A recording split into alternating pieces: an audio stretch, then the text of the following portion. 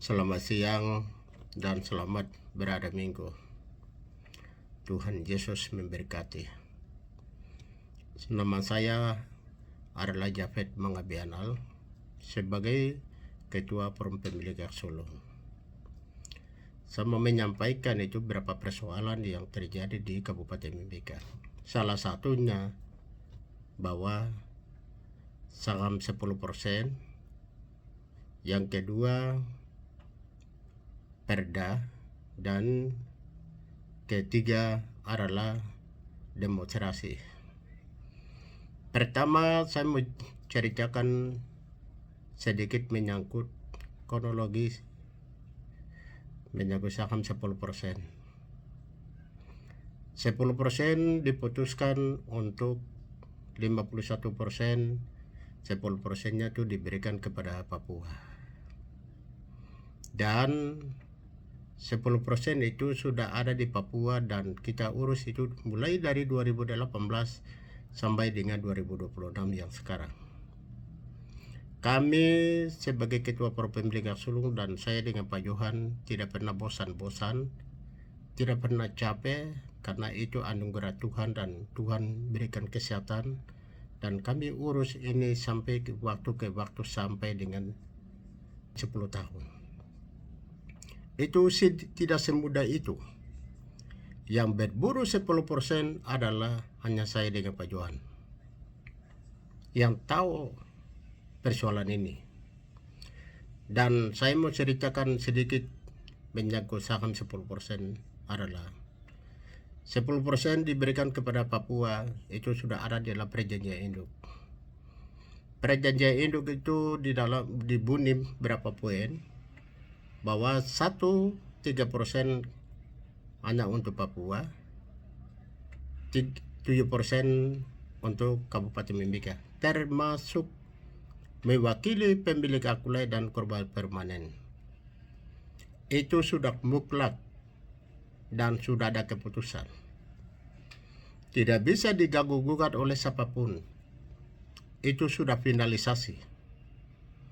Dan 10% itu berada di Papua Induk. Dalam hal ini Papua Induk itu di Jayapura.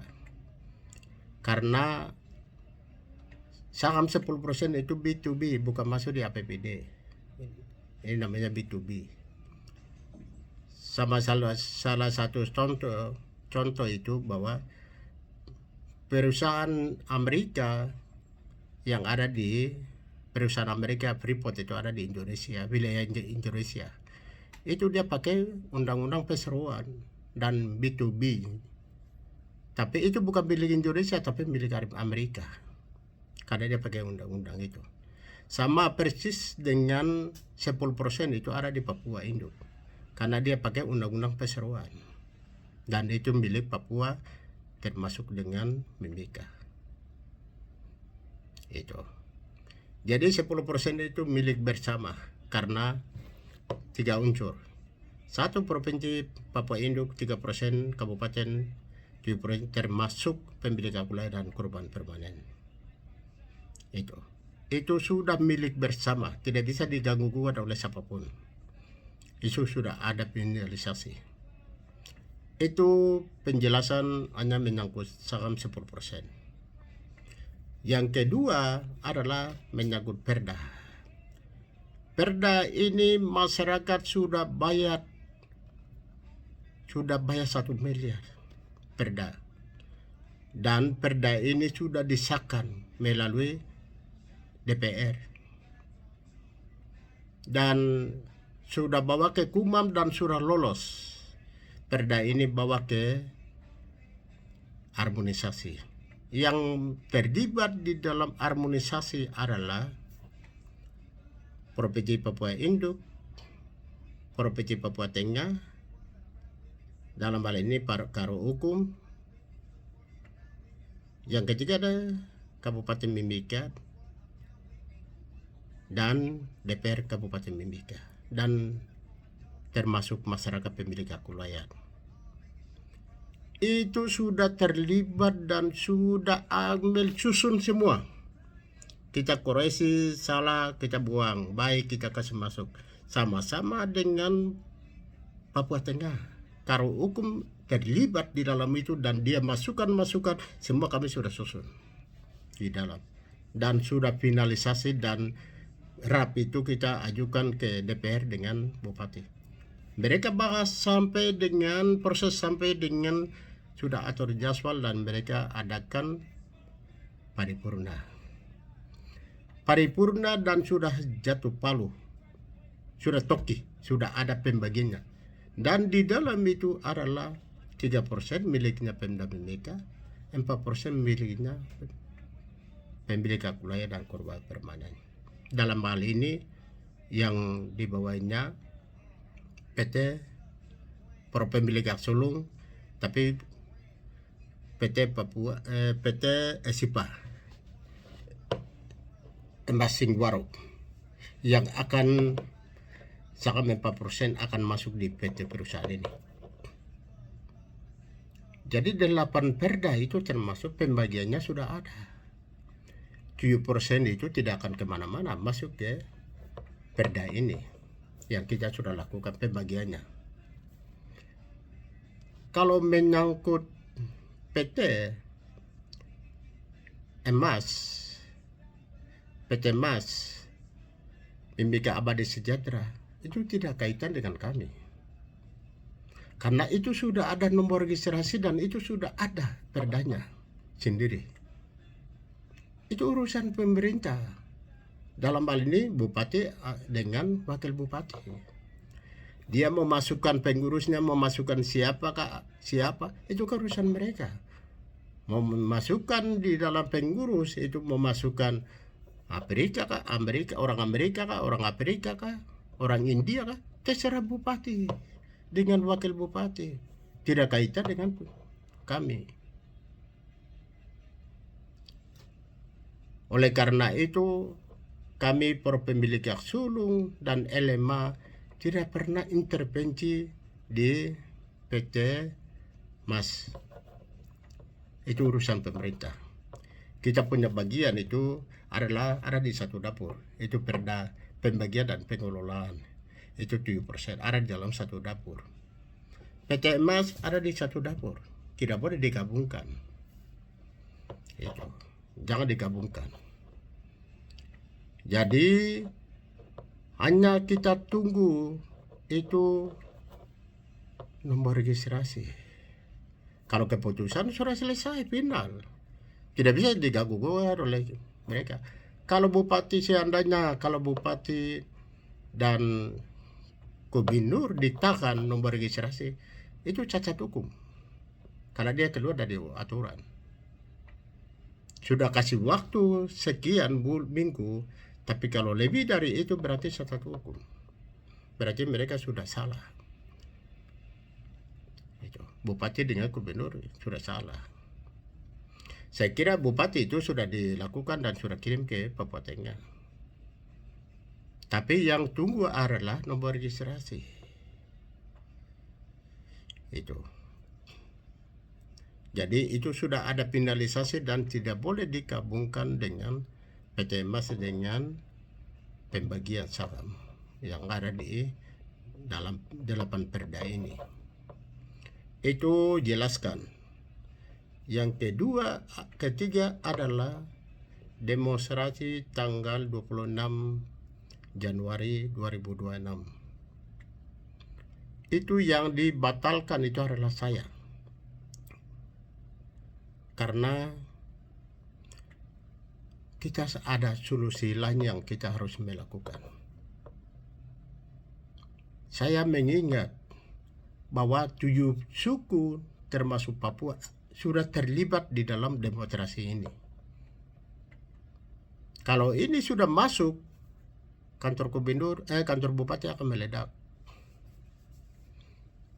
Jangan sampai terjadi aspirasi itu, maka saya melakukan ambil langkah. Dan saya koordinasi dengan ketua LMA dan saya sampaikan kepada ketua LMA dengan pengurus koordinator bahwa saya akan sebagai jaminan.